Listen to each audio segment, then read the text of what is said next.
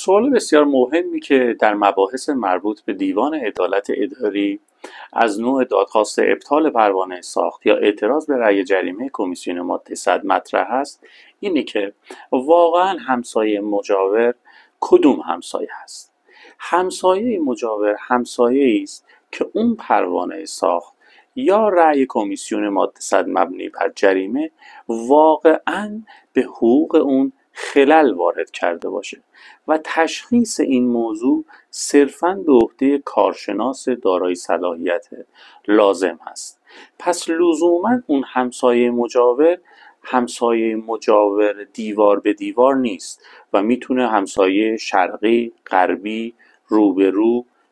ملک پشتی، دو ملک مجاور به سمت راست یا به سمت چپ یا هر کدوم از اینها باشه و از طرفی الزاماً همسایه دیوار به دیوار رو نمیشه گفتش که حتماً به حقوقش خللی وارد شده.